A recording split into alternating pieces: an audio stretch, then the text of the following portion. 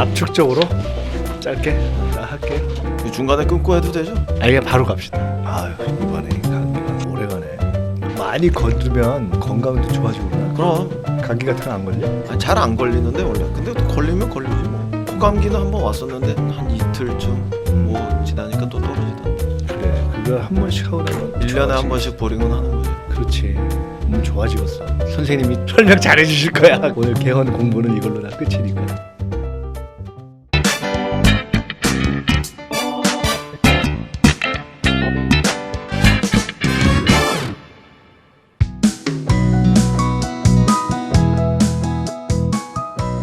안녕하십니까. 민주연구원의 공부하는 대담 민주공대, 오늘 다시 여러분을 찾아뵙습니다.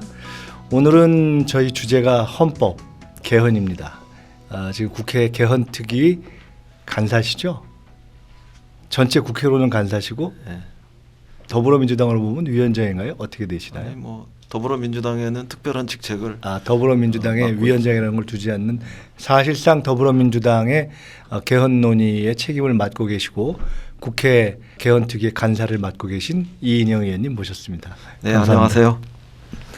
이게 무슨 서울공대, 연세공대 뭐 이런 건 있어도 민주공대라는 거는 아니 그래서 처음 접해요. 원래 민주공대가요. 네. 여성이 나오면 민주여대, 네. 지난번에 광장에서 이목상 선생이 나오면 민주예대 이러는데 저는 그럼 민족고대 출신인데. 그게 아니라 제가 사실은 고민을 했어요. 지금 들어오면서 야, 큰일 났다 이거 개헌인데 야 이거 민주계대도 있고 이상하고 민주헌대도 이상하고 이건 영 아닌데, 그래서 오늘은 그냥 민주공대로 가야 될 것 같다는 생각을 했고요. 이인영 의원님이 워낙 포스가 있으셔서 그러신가, 워낙 머리가 좀 자유분방한 스타일이신데 제가 평소에는 머리를 잘 빗고 나오는데 아까 보고 나가서 머리 빗고 들어오는데 계속 머리가 쓰는 거예요. 쭈삐쭈삐. 쭈삣쭈삣. 머리를 막 일으키게 하는 그런 기의 소유자이신 우리 이인영 의원님 오셨습니다. 전대협 1기 의장이시고 네. 요새 그 유명한 전대협 주사파가 이 대한민국을 장악하고 있다는 거기에 전체의 대장이신. 세월 좋아졌어요. 옛날 같으면 아마 지금쯤 1987에 나오는 김정남 그렇죠. 간첩단 사건으로 이렇게 몰릴 수도 있는데. 제가 1월 1일 날 원래는 우리 연구원의 식구들이나 기자들하고 같이 볼까 하다가 1월 초에 에이 새해를 이렇게 시작하자고 해서 1월 1일 날 1987을 봤어요. 보셨어요? 예, 저도 봤죠. 어떠셨어요? 소감이 어떠셨고? 세월이 참 많이 흘렀다. 그리고 세상이 참 많이 변했다. 좋아졌다. 뭐 이런 생각이고. 전태일 열사요! 김장진 열사요! 장준하 열사요! 김태훈 열사요! 황정하 열사요! 김희기 열사요! 김세진 열사요! 이재호 열사요! 이동수 열사요! 김경수 열사요! 신성일 열사요! 강장철 열사요! 송광영 열사요! 박영진 열사요! 황교익 천여 영영여! 박영만 열사요! 김종태 열사요! 박혜정 열사요! 표정도 열사요! 황모영국 열사요! 박정만 열사요! 홍길 열사요! 박종철 열사요! 오동관 열사요! 김영렬 열사요! 양렬 열사요! 오랜 싸움 끝에 그날이 오면의 가사대로 고된 땀방울과 함께 했던 그런 역사의 시간들이 다시 새로워졌어요. 세월이 흘렀어도 보람과 자부심 이런 것들도 느끼지만 역시 마음속에 박종철과 이한열에 대한 애잔함, 그리고 수많은 고문 속에서 때로는 바보가 되고 때로는 목숨을 잃었던 사람들에 대한 기억이 이렇게 애잔함 이런 것들이 남아서 이렇게 저도 모르게 이렇게 울컥울컥하고 그렇죠. 그랬습니다. 예.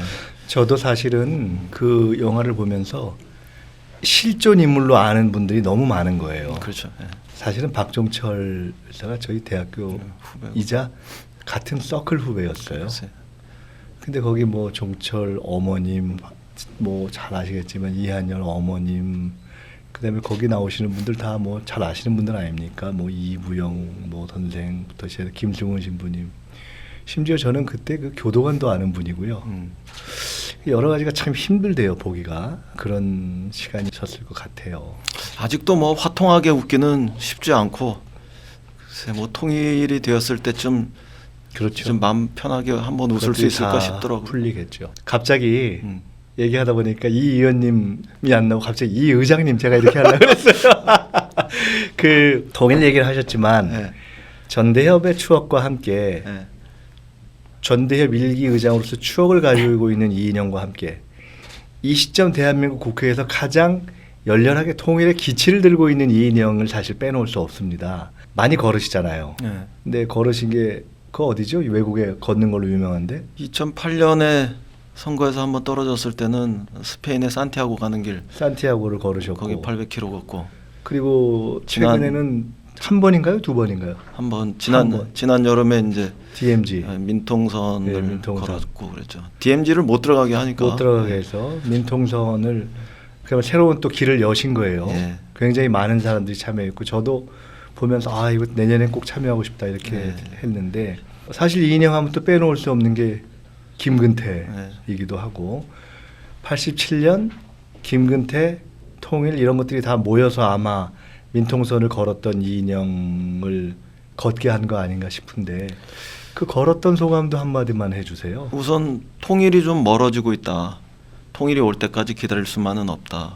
우리가 통일을 향해서 걸어가야 된다 이런 생각을 한 거고, 그다음에 북에서 핵과 미사일을 실험하고 쐈잖아요. 북은 미사일을 쏴도 우리는 평화를 쏘아 올려야 한다. 네. 마치 그 난소공처럼 그런 생각도 들었고, 그다음에 한 번쯤은 DMZ가 우리한테는 그런 분단과 적대의 상징이기도 하지만 세계인들한테는 근현대사에서 새로운 생태적, 문화적 가치 이런 것들을 가지고 있기 때문에 DMZ를 내 땅이지만 못 들어가지만 민통선을 걸으면서 좀 기웃거리고 들여다보면서 새로운 꿈을 잉태하고 싶었죠. 내 땅이지만 내 땅이 아닌 것 같았던 땅을 내 땅으로 승화시키기 위해서 걸으신 거네요. 진짜 의미 있는 걸음이었던 것 같은데 이인영 의원님은 사실은 저희와 동년배고 네.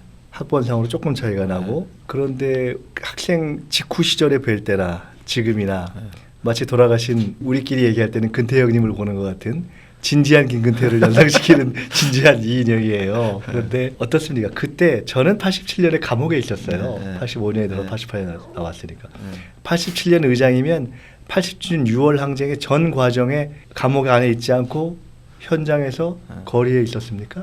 어떻습니까? 87년에도 감옥을 2번 갔어요.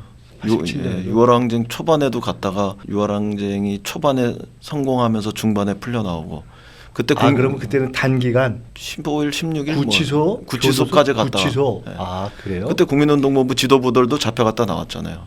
그때 제가 좀 그러면 먼저 6월 60부터 6.29 사이에 6월 1일부터 해서 6월 그렇지, 17일 6월 1일부터 시작했으니까 6월 1일부터 17일까지 6.29를 만들어낸 것이 정점으로 봤을 때 그럼 결국은 밖에 정점으로 있었어요. 가는 과정에는 네. 어쨌든 거리 6월 10일은 없었고 6월 18일은 있었고 저는 그때 6월 청주교도소에 26일 있었는데 그 거리를 구경하고 싶어서 탈옥을 꿈꿨습니다. 근데 부럽습니다. 그때 거리에 계셨고 역사에 남긴 또 전대협이 대선 앞두고 11월 15일 날 또 잡혀갔다가 대선은 결국 서울구치소에서 맞았는데 네. 졌다고 그래서 또 바로 빵투를 시작하고 그렇게 87년을 보내셨는데 그 87년은 우리에게 6월 항쟁으로 거리의 승리와 민주화를 가져왔지만 또 대선 패배도 가져온 그렇죠. 거죠. 네. 그런데 어쨌든 큰 틀에서 87년에 내 손으로 대통령을 뽑는 직접 선거, 직선제를 핵심으로 하는 민주주의 개헌이 이제 된 거 아닙니까?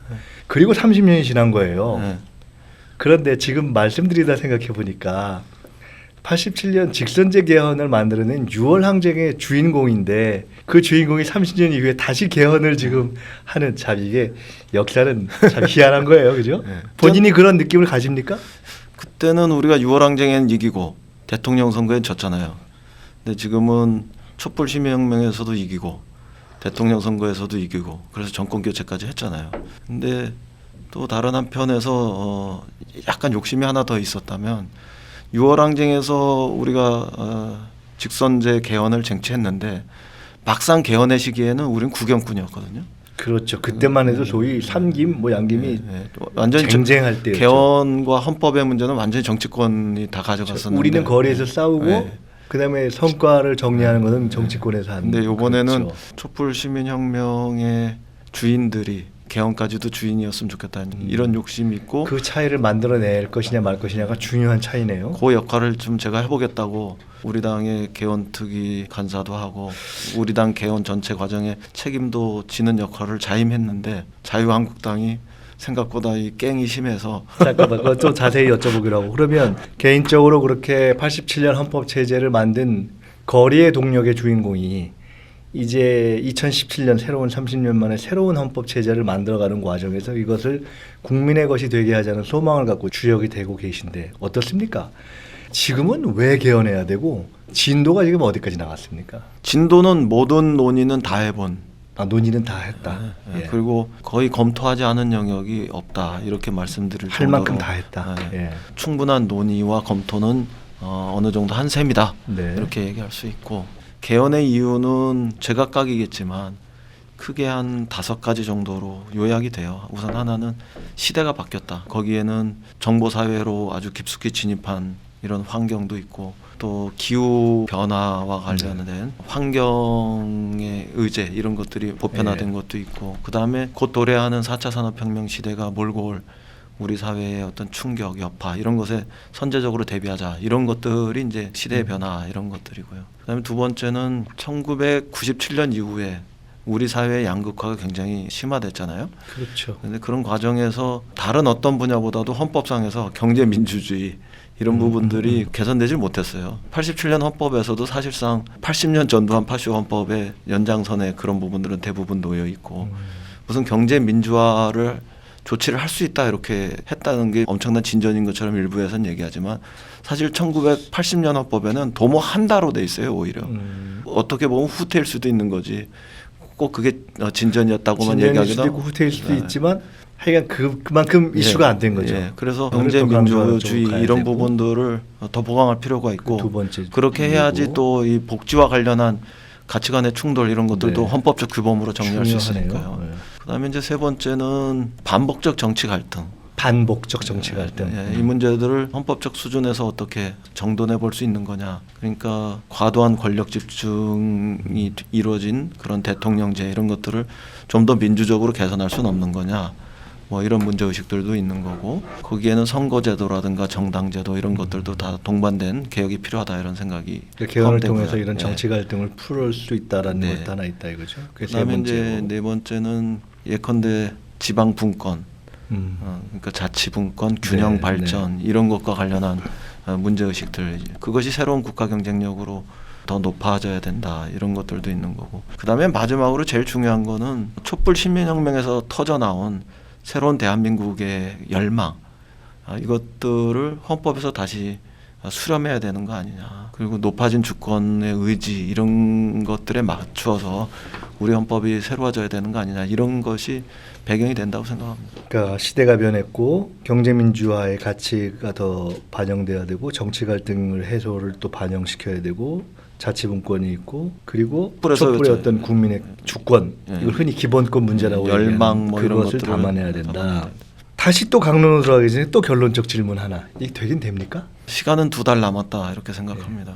정치권이 합의해서 국회에서 합의된 발의를 할 수 있는 이런 가능성을 찾으려면 2달 시간이 남았다. 합의 통과에는 2달이 남았고 만약 합의가 안 되면 또 앞선 질문을 한번. 그렇게 안 되면 국회에서 할 수 있는 부분들은 또 그래도 2달은 남았을 거다 이렇게 생각을 해요. 국회에서 합의하려고만 하면. 근데 국회에서 죽어도 못하겠다. 지방선거 때까지 동시 개헌을 죽어도 못하겠다. 이렇게 돼서 못한다면 정부가 대통령이 발의하는 방법이 있는데 그건 정말 2월 말이 마지노선이다 이렇게 보여져요. 아 그럼 이렇게 되는 건가요? 국회가 합의한다면 합리적으로는 한 2월 말까지, 무리한다면 4월 말까지 하면 진행은 할 수 있고 6월. 왜냐하면 6월 13일로 역산해서 40일 예. 전에만 안을 발의하면 할 수 있고, 할 수 있으니까. 그렇지 않으면 대통령 발의로 가야 되는데 그 길을 선택할 경우에는 2월 말 지나면 그 길을 선택해서 가야 된다. 예, 왜냐하면 국회에서 합의가 안 되는 거니까 여야 간에 합의가 안 되는 거니까 헌법에서 보장돼 있는 90일의 시간을 다 소요할 수밖에 없잖아요. 발의하고 공고해서 국민투표. 근데 그 경우에도 대통령이 발의하는 길을 가도 발의해서 공고해서 국민투표로 가기 전에 국회를 또 거쳐야 국회를 되는데. 거친다 하더라도 거기서 부결될지 통과될지 모르지만 모르기 때문에 시간은 충분히 다 시간은 90일을 보장해 놓고 해야 되니까. 되니까 아마 3월 15일 대통령이 발의하는 게 데드라인 아닐까 싶은데. 국회 합의 코스로 갈 것이냐 대통령 발의 코스로 갈 것이냐가 두 개의 길이 있고 그 안에 조금 더 미세하게 나눌 수 있으나 종합해서 합치면 3월 15일 전에는 결국은 큰 가닥은 정리가 될 것이다 이렇게 보면 되겠네요. 국회에서 하면 다행이지만 국회에서 못하면 국회가 3월 15일까지 못한다 그럴 때 그럼 정부는 바로 그 개헌안을 만들어낼 수 있는 게 아니잖아요. 그러면 국회가 못한데 정부가 만들 수 있는 최소한의 시간은 필요한 거고. 그래서 정부는 최소한의 작업은 하고 있지 않는가요? 이제는 뭐 불가피하게 시작할 수밖에 없지 않을까 초벌 싶어요. 작업을 그리고 할 수 있을 것이다. 경우에 따라서는 국민들의 의견을 정부도 좀 들어가는 이런 시간은 필요할 것 같고 그런데 그동안에는 제가 정부나 청와대나 이런 쪽에 국회 논의를 존중하고 실질적으로 그렇게 해달라고 요청도 했는데 이제는 정부는 정부 나름대로 노력하는 과정에 대해서 그러면 안 된다.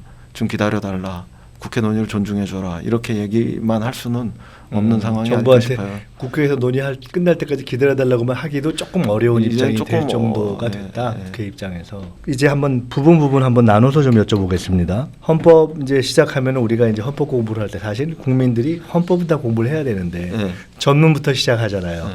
그건 이제 뭐 기본권이라고도 하고 각각의 이제 쟁점을 좀 여쭤보고 싶은데 저희 민주연구원에서 조사를 한번 해봤어요. 그랬더니 국민들한테 이 전문에서 뭘 더 추가하면 좋을까요? 했더니 참 흥미롭게도 광주 민주화 운동, 뭐 촛불 혁명, 또 60 이런 걸 했는데 저희 조사에는 그 꽤 샘플이 많은 조사였는데 광주 민주화 운동을 전문에 넣자 이게 가장 높더라고요. 네. 어떻습니까? 지금 전문의 어떤 역사적 사실, 역사적 가치 또는 기본권적인 어떤 선언을 넣는 것, 그 항목에서의 쟁점은 어떤 것이 있습니까? 전문에 넣는다는 거는 헌법이 지향하는 종합적 혹은 총괄적 가치 이런 것들을 반영하는 거잖아요. 네. 대한민국이라는 나라가 하나의 국가로서 성립하려면 우선 자주 독립을 해야 되지 않겠어요? 그러려면은 우리 역사에서 보면은 3.1운동 정신 이게 가장 분명한 자주 독립의 정신이니까. 현재 전문에는 3.1운동 정신이 3.1운동 정신 들어가 있는 있죠. 거 아닙니까? 예. 그게 당연히 들어가 있는 거고. 그다음에 민주공화국의 정신. 우리가 네. 민주공화국을 지향하니까 그럼 민주주의와 공화주의가 발전하는 과정에서 있었던 그 역사적인 사건들, 그 4.19 혁명, 부마 민주항쟁, 5.18 광주항쟁, 60 민주항쟁, 촛불 시민혁명 이런 것들이 이렇게 들어가야 되는 건데 지금은 3.1운동하고 4.19 혁명만 들어가 있으니까 그렇죠.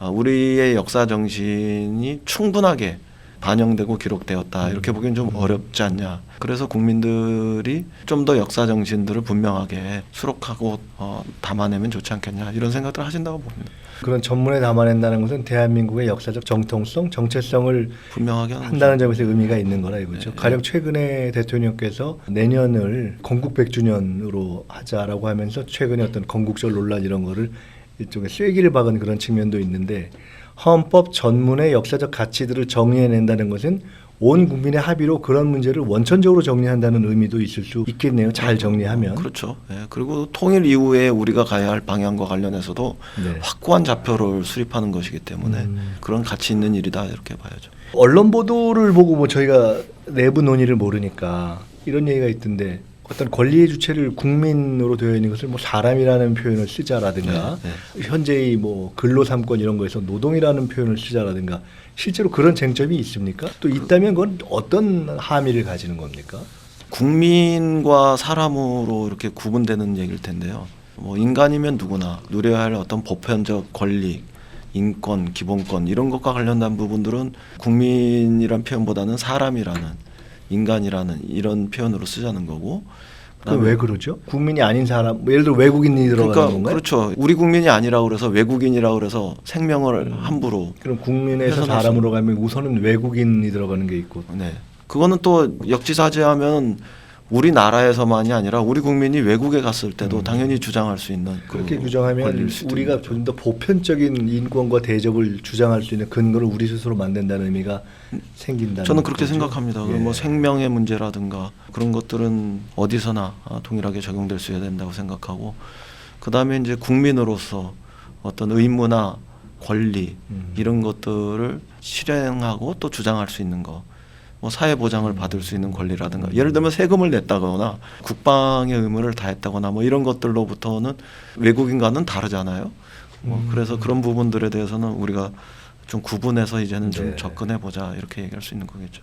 노동과 근로는 어떻습니까? 그 부분도 역시 헌법상에 지금은 주로 근로로만 표현되어 있는가요? 근로와 노동이 뭐 혼재된 경우도 혼재돼 있죠. 있는데, 근데 핵심적으로는 근로자라고 돼 있죠. 네. 홍길동이 아버지를 아버지라고 부를 수 없는 것과 경우는 다르지만 비슷하다고 그럼 생각하는데. 노동 또는 노동자를 명료하게 하자는 주장이 존재하는 거겠네요. 네, 그렇죠. 왜냐하면 그거는 어떤 면에서는 경제의 시민권이라는 것이 있는지, 이런 표현을 쓸 수 있는지 이런 거는 또 논란의 문제지만, 비유컨대 기업은 경제의 시민권이 있는데 노동자나 노동조합은 경제의 시민권이 없는 거나 마찬가지거든요. 그저 근로자로서 열심히 일만 되는 사람인 것처럼 이렇게 되어 있는 이런 사회적 신분적 불평등, 차별 이런 부분들을 헌법적으로 해소할 수 있는 이런 과정이기도 하다고 생각해요. 뭐 단지 그냥 용어만의 문제는 아니다 이렇게 생각합니다.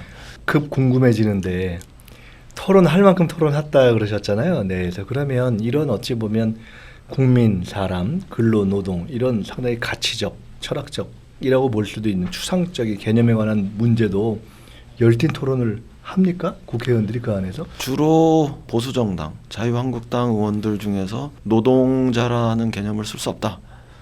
이렇게 얘기하는 분도 있지만 또 일부는 그런 부분들을 지금쯤은 허용해도 괜찮지 않냐 이렇게 생각하는 분도 계시는 것 같아요. 시대적인 성숙, 시대 정신 이걸 어디까지 받을 거냐, 담아낼 거냐 이런 데에 있어서 좀 차이는 있는데, 이번 헌법 개정의 과정에서 노동자라 이렇게 표현할 수 있는 가능성은 저는 있다 이렇게 생각합니다. 그 가능성이 있다. 근데 이게 노동자만의 문제가 아니고요. 여자라고 돼 있어요 우리 헌법에. 여자, 네. 그러니까 소위 얘기하는 여성에 대해 여성이 아니고, 그러니까 여자. 어떤 면에서는 정치 시민적인 어떤 남자 여자로 되어 있습니까? 남성 여성? 남자란 표현, 남성이란 그러니까 표현은 별로 특별히 필요 없고 특별한 경우에는 네. 여자라고 했군요. 그 여자로 돼 있어서 정치 시민적인 어떤 지위 이런 것들도 충분히 보장되지 않았다고 생각해요. 심지어는 장애가 있는 자, 장애자 이런 거잖아요 줄이면. 네. 장애인이 아니고 신체적이고 자연적인 이런 개념으로 국민의 기본권을 보장하지, 우리가 성숙한 어떤 시민권 이런 차원에서 이 부분들을 존중하는 이런 데로까지도 아직 나오지 못한 거죠. 우리가 흔히 법조문 하나도 쉽게 쓰고 한자 쓰지 말고 보통 사람이 이해하기 좋게 가자 이렇게 하는데, 순수한 개념이라든가 단어의 차원에서도 여자, 뭐 장애가 있는 자 이게 상당히 뒤떨어진 정근대적이고 봉건적인 잔재마저 볼 수 있는 그런 거죠. 것들이 있네요. 그것만으로도 상당히 손을 봐야 할 대목들이 있군요. 그 사실상 국회에서 논의가 시작될 때 특히 여야 간에 실질적으로는 가장 관심사 1. 권력 구조에 대한 뭐 대통령제냐 뭐 대통령제도 뭐 이런 거냐 저런 거냐 뭐 내각제 이거에 대한 실질적 의견 분포는 어떻습니까? 국회에서는 상대적으로 대통령의 권력을 확 줄이자 이렇게 확 줄이자. 네, 이렇게 생각하는 분들이 꽤 많아요. 근데 그게 이제 당별로도 쫙 갈라집니까? 어떻게 됩니까? 그냥 현행 대통령제 그대로 가자 이런 거는 제가 볼 때는 국회의원들 중에서는 좀 굉장히 적을 것 같아요. 5년 단임에 강력하게 대통령한테 권력이 집중돼 있는 이런 대통령제를 그대로 가자 이렇게 생각하는 국회의원들은 제가 볼 땐 굉장히 적어 보입니다. 그럼 어떻게 개선할 거냐 이걸 둘러싸고 대통령제를 좀 고쳐서 쓰자. 좀 더 민주적이고 좀 더 권력이 축소된 그런 대통령제로 가자. 그러면 조금 정리해서 표현하면 완전한 상권 분립에 4년 중임의 대통령제로 가자. 이렇게 생각하는 분들이 좀 있고, 그 다음에 또 대통령과 총리가 권력을 나눠 가지고 그렇게 해서 개선해내자. 흔히 말하는 뭐 이원 집정부제냐, 이원 정부제자 이런 거고, 예. 그다음에 이제 사실상 내각제적인 운영에 가까운데 대통령 직선을 완전히 없앨 수는 없으니까 대통령 직선으로 유지하되 정부에서의 조각이라든가 주도권 이런 것들은 국무총리 중심으로 다 운영하게 뭐 하자. 거의 실질적인 내각제. 사실상 내각제에 가까운 이런 부분들 주장하는 분들도 있고, 내친 김에 완전히 내각제로 전환하자 이렇게 주장하는 분들도 있고 그렇죠. 계산을 안 해보고 손을 안 들어봤지만 짐작하실 때는 분포가 얼마나 됩니까? 국회에는 분포는 지난번에 한 일간지에서 조사했던 것에 의하면은 대통령제하고 이원 정부제 혼합제가 좀 비슷한 것 같고 내각제 뭐 이런 부분들이 뭐 좀 빠지고 좀 빠지고 뭐 10몇 프로 뭐 이런 정도. 거기서 대통령제는 아까 말씀처럼 현행보다는 차라리 조금 좀 개선된 예. 예를 들어 뭐 4년 중임이라든가 4년 중임이라든가 상권 분립을 다시 하는 좀 더 강화된 예. 분립이 강화된 예, 예컨대 입법권은 국회에 전속적이고 배타적인 권한이 돼야 되는데 대통령과 행정부가 가지고 있잖아요. 그 부분들을 국회로 다시 이동시키거나 아니면 극히 제한하는 거라든가 아니면 예산 편성권을 정부가 독점적으로 소유하고 있는데 국회에서 수정할 수 있는 권리를 가지거나 아니면은 적어도 뭐 일정한 퍼센트 안에서는 국회가 임의적으로 수정하는 것에 대해서 정부가 동의를 해야지만 수정할 수 있는 이런 권한을 없애버린다거나, 그다음에 감사권이 대통령한테 있어서 사실상 행정부와 이웃사촌인데 그걸 정부로부터 국회로 이동시키거나 아니면은 독립시켜 놓는다거나 아니면 인사권을 지금 국무총리만 동의하게 돼 있는데 장관에서 차관까지 경우에 따라서는 주요 대사까지 그건 상당히 이제 다양한 이제 확대한다는 발상을 문제구나. 결합할 수 있는 거네요. 네, 권력 그리고 구조에 사법부의 수장을 대통령이 지명해서 국회의 동의를 얻어서 임명하잖아요. 근데 그 부분들도 사실 사법부의 수장을 대통령이 지명하는 순간 대통령의 영향력하에 가는 거니까 그걸 독립된 인사 추천 시스템을 통해 가지고 분리시켜내자고 한다거나 아니면 권력기관 같은 경우 국가기관의 장 같은 경우도 독립된 그 인사 추천 시스템으로부터 추천해서 임명하게 해서 일종의 권력으로부터의 독립화, 독립성, 중립성 이런 것들을 획기적으로 강화한다거나 뭐 이런 부분들까지 하면 이른바 제왕적 대통령의 출현 이런 것들은 불가능하지 않느냐. 견제와 균형이 확고해짐으로 인해서 지금보다는 더 나은 대통령제를, 더 좋은 대통령제를 우리가 해볼 수 있는 거 아니냐 이렇게 이럴 생각할 수 수 있는 있나요? 거죠. 개선된 대통령제 또는 혼합제 그리고 좀 적지만 뭐 내각제의 변형 이런 등으로 볼 수 있으나 네. 그 무엇이다 하더라도 현재보다는 최소한 상권 분립이 보다 명료화되고 네. 대통령제라 할지라도 입법, 행정, 사법에 있어서 구체적인 어떤 그 권한 분립이 제대로 될 수 있도록 상당한 조정들은 거쳐서 제왕적 대통령제라고 우리가 비판하는 적어도 그런 건 없는 그런 건 그것이 없는 거죠. 대부분 국회에서는 공감되다.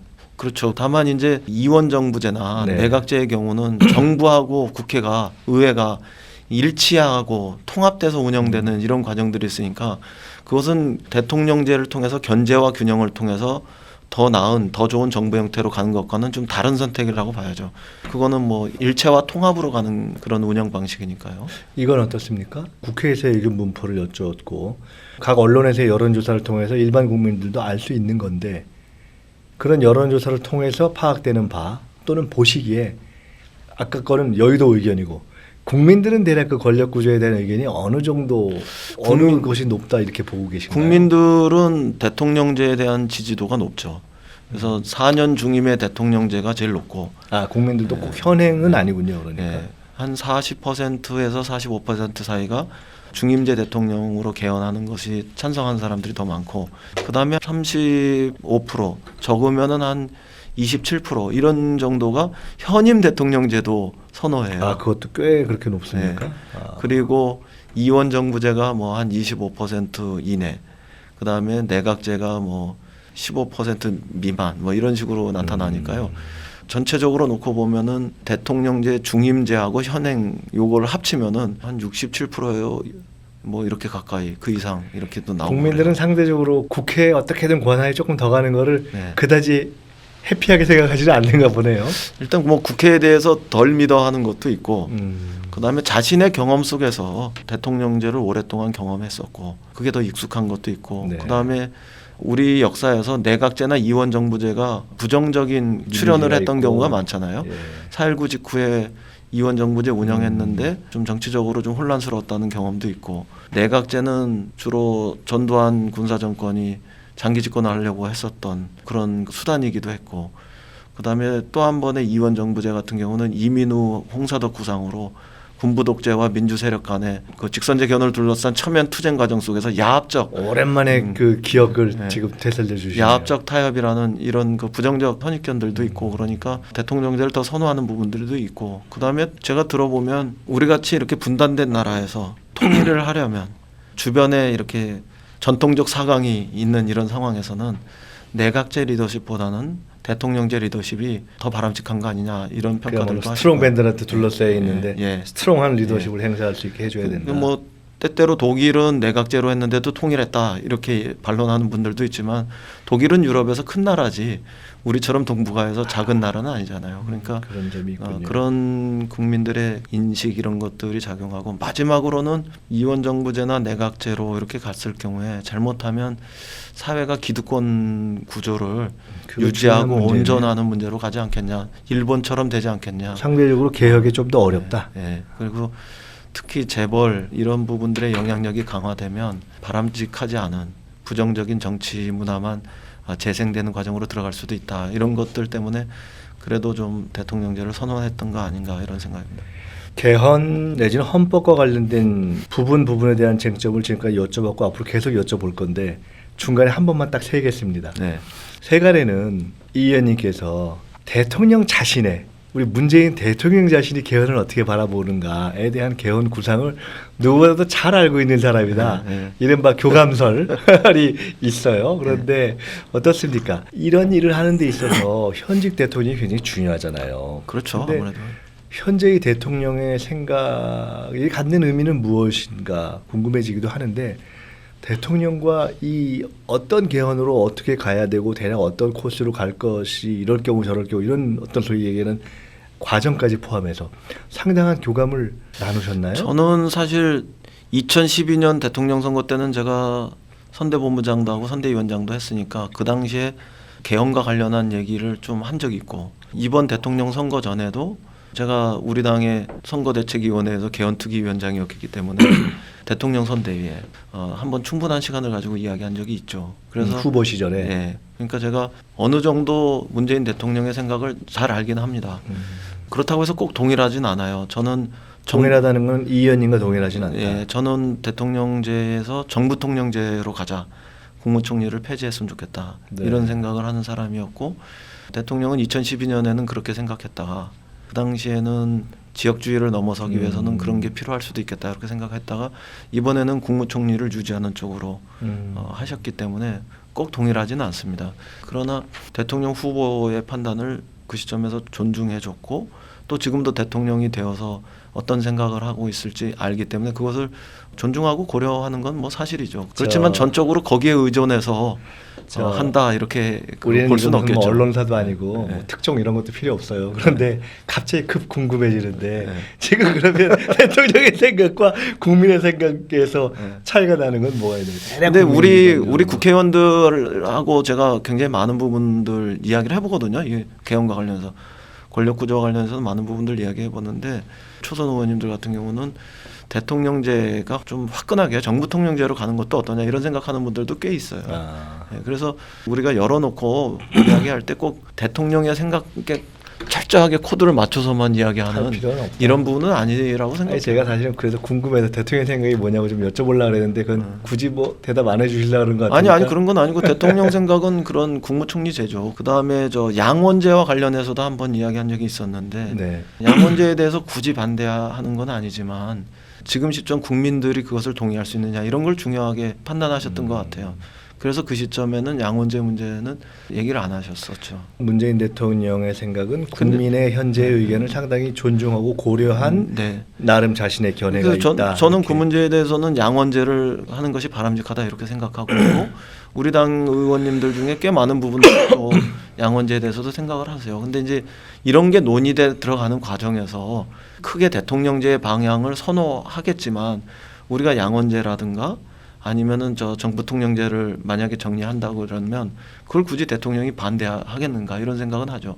그런데 다른 한편에서 대통령제를 벗어나서 이원정부제나 내각제로 간다 이럴 때는 저는 대통령이 그거에 대해서 쉽게 동의하시기는 어려울 거라고 생각해요. 그거는 저도 사실 그런 면들이 있고요. 국회에서 완전히 다 동의하지 않는다면 생각의 기본을 아시니까. 네, 다 동의하지 않는다면 근데 그거는 만약에 대통령이 동의하더라도 경우에 따라서는 우리 국회의원들 중에서 그건 바람직하지 않다. 그럴 수 있죠. 그렇게 반대할 사람들도 있고 저도 제가 개헌특위 간사가 아니라면 그럴 수 있지 않겠습니까? 예를 들면.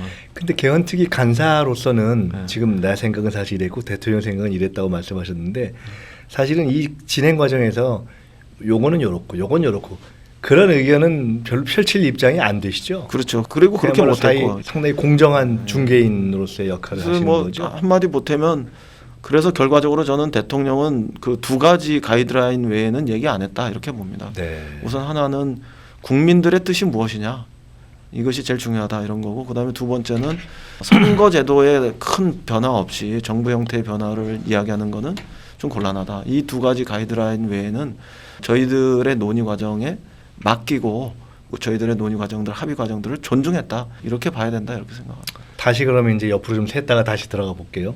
아까 이제 몇 가지 말씀하시면서 네 번째인가에 이제 지방자치분권 말씀하셨어요. 시도지사 협의회인가요? 거기서 안을 낸 거에 보면 지방분권 국가를 명시하자 뭐 이런 얘기도 있고 그래요. 그러니까 자치분권이라고 하면은 뭐 여러 가지 이제 세부 항목이 있겠습니다만은 그걸 다 짚기보다는 지방분권 국가 가령 예를 들어 그런 식으로 지금 뭐 헌법상에 뭘 두자, 뭐 지금 뭐 연방제 수준의 뭐 분권 이런 얘기들이 나오잖아요. 예. 그게 헌법상에 지방분권 국가를 명시한다든가 하면 그 의미가 있는 건가요? 그리고 실제로 좀 거시적인 차원에서 자치분권과 관련된 헌법의 쟁점은 뭔가요? 자치분권과 관련한 거시적 쟁점은 자치분권을 확대하는 것에 대해서 이론은 없어요. 그건 이론이 그런데 없고. 그걸 어디까지 확대할 거냐? 예. 우리나라 같이 작은 나라에서 중앙 집권적인 요소와 자치분권적인 요소가 적당하게 균형을 이루어야지 자치분권을 많이 가서 정말 연방제 형태로 이렇게 탈바꿈하는 그런 비전까지 가지는 게 바람직한 거냐? 이런 뭐 쟁점들은 있죠. 지방 정부, 연방제 이런 식으로 갈 경우에 지역 간의 편차, 자립적 기반이 있는 데는 괜찮겠지만 그러지 못한 데는 그걸 어떻게 감당할 거냐. 재정적 자립의 문제부터. 그래서 그걸 그 비판적으로 제기하는 분들도 실제로 있어요. 대신에 반론은 우리 세금 제도를 바꿔서 자립 자치의 기반이 될 수 있는 형태로 뭐 세목 교환을 한다거나 이렇게 해가지고 변경해서 그걸 만드는 거. 그럼에도 불구하고 편차가 나타날 때는 중앙정부 차원에서 주도해서 지방 재정을 이렇게 조정할 수 있는 이런 제도들 이런 것들을 도입해서 해소하면 되지 않겠느냐. 나라가 더 발전하려면 공간적으로 통일을 통해서 발전하는 것과 자치분권을 통해서 발전하는 길이 있는데 연방제 수준으로 자치분권을 보장하고 지방정부의 기능, 권능 이런 것들을 향상시켜서 돌파할 수밖에 없는 거 아니냐. 결국은 그렇게 해서 북유럽에 있는 강소국가 500만에서 1000만 정도 되는 이런 나라에 해당하는 버금가는 수준으로 한 5개에서 7개 정도의 지방정부, 자치분권 이런 것들을 해낼 때 우리가 더 대한민국의 국가 경쟁력도 높아지고 더 발전할 수 있는 거 아니냐. 그리고 직접적으로는 그렇게 해야지만 주민들의 삶 하나하나가 멀리 있는 중앙정부보다는 가까이 있는 지방정부를 통해서 삶의 질 이런 것들이 향상돼 나갈 수 있는 거 아니냐. 뭐 이런 논란이 지금 벌어지고 있는 거죠. 그래서 그거를 법률적 수준에서 지방자치제도가 되는 게 아니라 헌법적 수준으로 그렇죠. 올려놓고 국가적인 어떤 지향을 밝힐 때만이 변화가 가능한 거 아니냐. 헌법적 수준의 이렇게. 지향을 밝혀놓자. 근데 여전히 사실은 저만 해도요.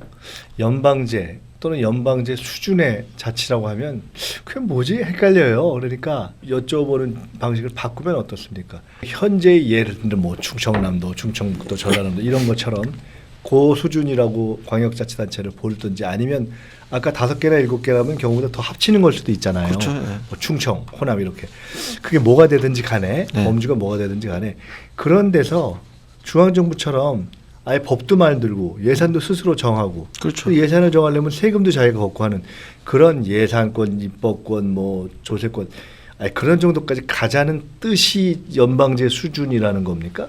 그걸 역으로 그래서 아까는 큰 규정이었고 그리고- 입법, 예산, 조세로 나눠본다면 네. 어떤 정도 수준까지 갈 수 있는 겁니까? 그냥 단지 자치분권을 좀 확대해 본다 이렇게 이야기하면 지금 예산을 중앙과 지방이 80대 20으로 쓰는 걸 60대 40까지 가보자. 그 다음에 중앙 정부가 인사와 조직 구성이 있어가지고 통제하고 규정하는 것을 좀 풀어주자. 이런 정도에서 얘기하면 될 것 같아요. 그런데 이거를 조금 더 지방 정부 이런 수준으로 좀 높여보자. 이렇게 이야기하면 헌법 있고 법률 있고 명령 있고 규칙 있고 네. 조례 있잖아요. 그러니까 지방 정부의 입법권이라는 것들이 아주 거의 뭐 사실은 미약하기 짝이 없는 네, 거 아니겠어요? 거의 무의미한 예, 수준이죠. 그러니까 그것을 법률에 저촉하지 않는다면 그런 면에서 조례가 법률에 저촉하지 않는다면 명령이나 규칙에는 지배당하지 않는 이런 정도까지 자치 입법권을 좀 높여달라. 그 정도까지는 네. 1, 2, 3, 4, 5층 중에 한 네. 지금 5층 밑에 네. 이거 지하실이야 뭐야 이걸 갖다가 네. 한 3층까지는 올려주자. 네, 그다음에 예산에 있어서도 자치 조세권 같은 거 뭐 예를 들면 특정한 지방 같은 경우는 특정한 조세를 만들 수도 있잖아요. 그런 것들은 해서 자치 조세권 같은 것들도 좀 부여해보자. 이런 등등의 것들이 이야기될 수 있겠죠. 그렇게 되면은 앞에서 이야기했던 자치분권을 확대하는 수준보다는 조금 더 높은 수준에서 네. 우리가 자치분권이 확대된다고 볼 수 있고 그러면은 예컨대 이제 전세권으로 놓고 보면 주인 바뀔 때마다 방패 그다음에 계약 기간이 완료될 때마다 주인이 마음대로 전세값 올리는 이런 것과는 좀 달리 주인이 바뀌어도 전세권이 보장되고 전세 기간이 만료되면 일정한 퍼센트 이상 전세값을 올릴 수 없도록 하는 이런 그 전세권이 보장되는 더 높은 수준에서 보장되는 이런 것과 비슷한데 이제 구분해서 비교할 수 있겠죠. 이제 그래서 거기에서 이제 한 발 더 나가서 사법권까지 부여되면 그러면 사법권. 그거는 이제 제가 볼 땐 연방제라고 봐야죠. 근데 그러니까 우리는 명실 공에 그렇게 되려면 이제 사법권까지 사법권까지는 좀 경찰권, 아니고 뭐, 근데 지금은 재판, 네. 법원 이런 것들까지는 아니고 경찰 같은 경우는 자치 경찰이나 이런 거 이제 그 방향으로 우리가 지금 이제 우리가 가는 제도 거니까. 개혁하려고 하고 있잖아요. 예. 중앙 경찰과 자치 경찰, 행정 경찰과 음. 수사 경찰 이런 것들 예. 과정에서 예. 그거는 그 전에도 할 수 있을 것 같고 그다음에 교육 자치 같은 게 있는데 네. 교육 자치도 이미 시행되고 있고 그러니까 그렇죠. 궁극적으로는 법원 문제하고 검찰 문제 이런 정도까지 가면 연방제 수준일 텐데 아직 그 정도는 아닌 상태 속에서 개인적으로 어떻게 얘기해보자 생각하십니까? 이런 거죠. 꼭 지금 수준이 됐다, 조건이 됐다를 떠나서 자치분권이라는 측면에서는 사법권까지 포함한 그런 사법권- 수준의 연방제로 가야 된다 이렇게 생각하시나요? 지금 사법권 문제까지는 좀 빠르다 좀 저는 빠르다. 이렇게 생각하고 장기적인 지향은 거기까지 가져보되 어차피 우리가 통일 시대를 열면 그런 문제들에 아, 대해서 비전을 가져야 될 것 비전을. 같고 그 이전 단계까지는 이번 과정에서 최대한 가볼 수 있으면 좋겠다 이렇게 생각하죠. 개헌과 직접 관련은 안 되지만 어쨌든 패키지로 선거제도 논의되잖아요. 이거는 그 자체로 워낙 논의할 게 많기 때문에 깊게 들어가기는 어려운 것 같고 그냥 아주 간략하게 선거제도는 각종 의견도 있고 뭐 논란도 있고 과정도 복잡할 텐데 어떻게 변할 가능성이 있습니까? 지금 선거제도의 제일 문제점이 정당이 지지받은 만큼 의석 비율을 네, 할당받지 네. 못하는 거잖아요.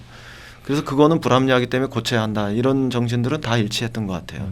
다만 그걸 헌법에서 가치 규범으로 명문화할 거냐 아니면 법률에서 처리할 거냐 이런 문제들이 남았었는데 그래도 좀 더 많은 사람들이 헌법에서 비례성의 원칙을 넣자 이런 쪽으로 좀 공감했었다고 생각해요. 그거를 일단은 원칙적으로 규정을 한다는 것은 훨씬 더 실제로도 고치자라는 주장에 힘을 실게 되는 거잖아요. 그렇죠. 헌법에서 비례성의 원칙을 명시하면 선거제도는 그걸 실현할 수 있는 방향으로 자꾸 고쳐가야 될 안 테니까. 그러면 자꾸 헌법재판소에서 네, 위헌이 그렇죠. 날 테니까. 네, 예를 들어 꼭 정의당만은 아닙니다만은 정의당이라든가 시민단체 또는 뭐 우리 뭐 더불어민주당도 그런 입장인데 그런 비례성을 높이자고 주장하는 쪽에서는 당장 구체적인 선거법 타결이 안 되더라도 일단 헌법에는 그 원칙을 넣는 거를 주장하게 될 것이고 네. 지금 선거법 논의는 물론 개헌특위 소관은 아닙니다만은 이거는 어쨌든 같이 이렇게 지금 패키지로 진행이 되지 않습니까? 요 국면에서 개헌이 되든 안 되든 한 번은 올 상반기를 거치면서 마무리될 거 아닙니까? 네. 선거법까지 의미 있는 변화가 있을 가능성이 있다고 보세요? 세 가지 가능성이 다 있는데요. 선거제도 자체만 개선이 될 가능성도 있고 그것도 있다. 선거제도 자체와 권력구조 이런 것들을 연동시켜서 타결될 가능성도 있고 그다음에 둘 다 안 될 가능성도 있고 이렇게 봐야 될 것 같은데요. 왜냐하면은 상반기 지방선거 때 개헌을 동시 투표하겠다 이런 것들을 자유한국당이 죽어도 못하겠다고 하니까 선거제도와 관련해서만 좀 국한시켜서 보면 지금 소선거구제에 비례 의석을 늘려서 더 개선하는 방법이 있고요. 그다음에 두 번째는 중대선거구제를 통해 가지고 네. 선거제도를 바꿔보는 방향이 있고, 그다음에 세 번째는 도시는 도시대로 농촌은 농촌대로 선거구제를 별도로 적용해서 그 혼합된 형태로 개선해보는 방향이 있고 그런 것 같아요. 제가 듣기로는. 그런데 제일 바람직한 거는 소선거구제 플러스 비례대표 의석이 확대되는 이런 게 아니냐. 이게 정치학자나 전문가들의 시민사회의 공통된 요구인 것 같아요. 그런데 거기에도 남는 문제는 비례대표 의석수를 할당하는 데 있어가지고 연동형으로 할 거냐 비연동형으로 할 거냐, 또 권역별로 할 거냐 전국을 단일한 선거구로 할 거냐, 이런 부분들이 남아있죠. 그래서 그 부분들은 더 논의하면서 정리해야 되지 않을까 이렇게 생각합니다. 제가 지금 말씀을 듣다 보니 이게 연계되어 있는 문제인 것이 선거법 문제도 개헌과 연계돼서 될 수도 있고 연계돼서 안 될 수도 있고 하나만 될 수도 있고, 그렇다면 야당 특히 자유한국당이 진짜 두려워하는 것과 진짜 바라는 것은 뭡니까? 개헌과 선거법을 놓고 양자에서 어떤 개헌 어떤 선거법이 되는 걸 진짜 두려워하고 그다음에 진짜 하고 싶은 건 뭔가요? 어떻게 보세요? 자유한국당 입장에서는 제일 바라는 거는 지방선거 이후에 그 결과를 보고 편하게 자유롭게 얘기하고 싶은 거겠죠. 뭐가 되든 넘기고 싶다. 왜냐하면 지방선거가 지금 이 상태로 그냥 가도 그 사람들한테는 장밋빛이 아니잖아요. 회색빛이잖아요. 지방선거에서 참패할 가능성이 높은데 국민투표, 개헌을 위한 국민투표까지 해서 투표율이 높아가면 자신들이 또아리를 틀고 있는 지역적 토대에서마저 지방선거에서 몰락할 가능성이 높다 이렇게 생각해서 우선 그건 피하고 봐야 된다. 이렇게 급속한 공감대를 형성한 것 같고, 투표율 높아질까 봐 우선 그거는 아주 그건 싫다.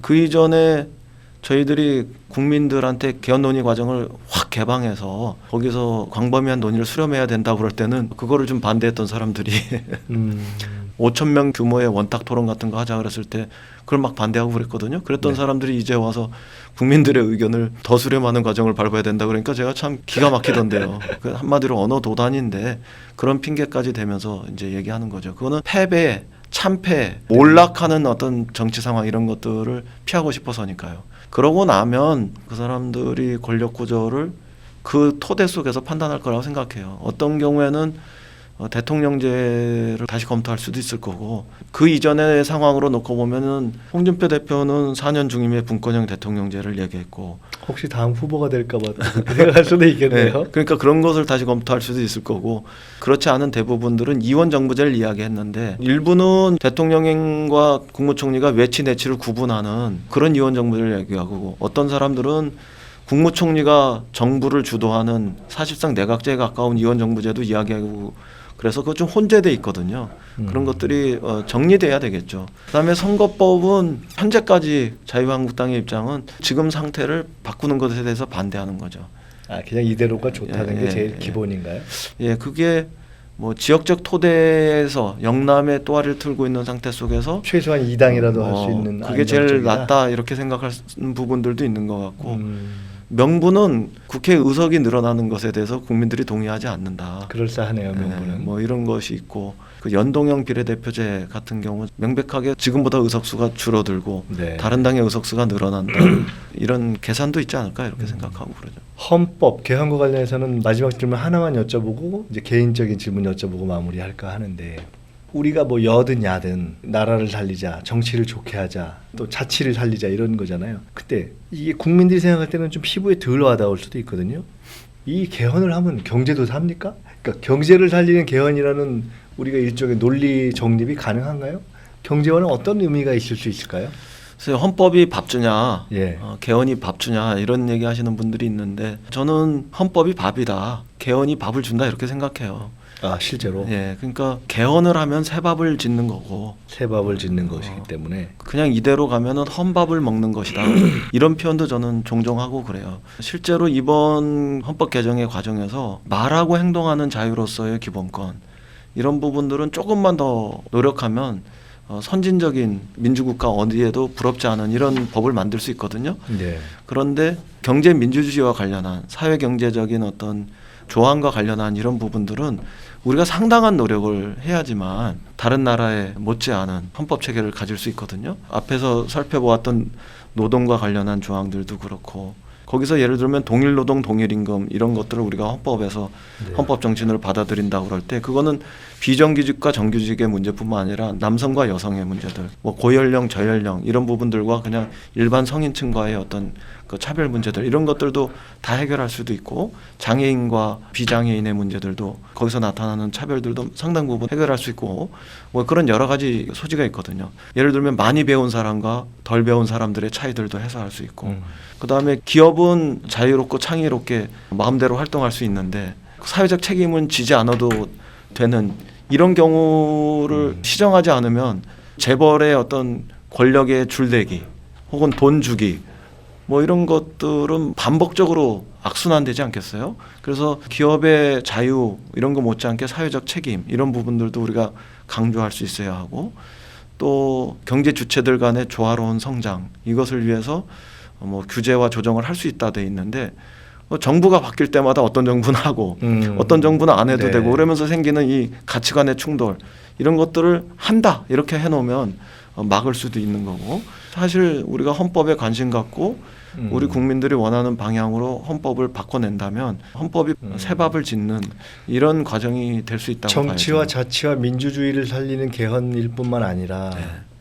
경제와 민생을 살리는 새 법을 짓는 개헌일 수도 있고 그런 방향으로 이번엔 더 가야 된다라는 어떤 의지도 담아서 네. 그런 의미가 있다고 보시는 그렇죠. 건가요, 그리고 뭐 이거죠? 우리가 열심히 일해서 어떤 소득을 가지는 것보다 땅에 투기하고 금융상품 같은 경우에 우리가 투자하고 막 이렇게 했을 때 생기는 그런 소득이 자산 소득이 더 높다면 그런 부분들이 필요 이상의 예를 들면 부동산에 대한 투기 이런 것들이 필요 이상의 소득을 올릴 때는 사회적으로 이렇게 환수할 수 있는 이런 제도 시스템 이런 것들을 만드는 게 우리가 상대적으로 박탈감 이런 것으로부터 벗어나고 또 그런 것이 안정화됨으로 인해서 복지가 확대되는 것과 함께 우리가 이른바 가처분 소득 이런 것들도 늘어나는 길이고 그런 등등의 길이 이 헌법을 통해서 열릴 수 있다 이렇게 생각해요. 그래서 개헌을 잘하면 더 좋은 경제 환경 속에서 삶을 영위할 수 있지 않냐. 뭐 이건 당위이기도 하고 네. 실제이기도 방향이기도 하고 우리의 방향과 노력. 실제 방향이기도 하다 이렇게 생각해요. 저희가 전대협 일기 얘기 또 1987년 1987 영화 얘기를 시작을 했어요. 오늘 헌법에 대해서는 세부 사항보다는 큰 굵직한 거에 대해서는 워낙 설명을 잘해 주셔서 조금 짚은 것 같은데 우리가 87년에서 얘기를 시작해서 30년이 지났고 그런 과정에서 새로운 사회 구조, 국가 구조를 짜는 개헌의 문제 얘기를 했습니다. 그거를 맡게 된 운명 같은 그런 얘기도 했고요. 끝으로 말이죠. 서울시장으로서의 역할과 당대표로서의 역할 둘 중에 본인이 선택해서 지금 필요로 하는 개인적인 지향과 역사적인 소명을 담지할 기회가 주어진다면 어떤 것이 더 내게 옳은 선택일 것이다 이렇게 생각하세요? 서울시장은 박원순 시장이 한 번 더 하겠다 이런 의지를 표명하고 있고 박원순 시장하고 저하고는 가치의 지향점이 거의 동일하잖아요. 그리고 세력적 기반 이런 부분들도 거의 유사하고 그래서 박원순 시장이 뭐 양보하면은 제가 도전해 볼 수 있는 길이겠지만 박원순 시장이 지금 한 번 더 하겠다 이런 의지를 필요하고 있는 상태 속에서는 저는 같이 충돌할 이유는 없다 이렇게 생각하고 박 시장이 출마하면 저는 안 할 겁니다. 그럼 이제 당에 같이 충돌할 이유도 없고 가치에 충돌을 할 이유도 없고 둘 다요. 함께 서로 경쟁할 일도 네. 없고 서로 협력해야 할 이런 가치의 방향이 동일하기 때문에 그렇게 하지는 않을 거고 그러면 남아서 당에서 당의 발전을 위해서 어떤 박 시장께서 방향을 잡으셨기 때문에 이제 당에서 방향을 잡는 쪽으로 하셔야 되겠네요. 어떤 일이든 당의 발전을 위해서 할 수 있는 일을 찾아봐야죠. 그런데 우선 당장은 직책이나 지위보다도 평창 올림픽을 계기로 해서 이제 막 물꼬가 트기 시작한 남북 관계, 대화와 협력의 길 이런 것들을 단단하게 더 발전시키는데 기여하고 싶고 그다음에 가능하다면 30년 전 개헌의 주체가 30년 지난 개헌의 과정에서도 실제로 조문까지 하는 그 개헌의 주체로서 그런 어떤 소명 이런 것들을 감당해 볼 수 있으면 좋겠다. 그걸 잘 해냈으면 좋겠다. 이런 생각하고 있습니다. 오늘 여러 가지로 감사하고요. 그 제가 말씀 들으면서 87년에 6월 항쟁의 청년 학생 리더였던 이인영, 그리고 늘 김근태를 생각하게 하는 그 이인영, 그리고 현재 정치권에서 가장 몸으로 통일과 평화의 필요성을 간절하게 표현하고자 하는 그런 이인영, 그런 우리 이인영 의원님의 모습을 다시 이렇게 이런 자리를 통해서 같이 보고 이야기를 나누고 또 국민들께 이렇게 보여드릴 수 있는 기회를 가져서 참 좋았고요. 생각하시는 대로 국민이 주인 되는 개헌을 잘 이렇게 풀어가시고, 그렇게 해서 그 다음에 특히 통일과 평화에 어떤 포지션에 있으시던 간에 더 크게 목소리를 내고 기여하시는 그런 역사적 소임을 계속 잘 감당해 나가시기를 기원드리고요. 오늘이 이게 민주공대였는지 민주개대였는지 민주헌대였는지는 모르겠으나 진지한 대학이었던 것은 분명한 것 같습니다. 고맙습니다. 오늘은 이인영 교수님을 모시고 우리가 강의를 들었습니다. 네, 개헌 잘해서 더 좋은 민주주의로 나가는 길을 터보겠습니다. 고맙습니다. 초대해 주셔서. 감사합니다. 오늘 민주공대 오늘 잘 덕분에 마쳤습니다. 감사드립니다. 고맙습니다.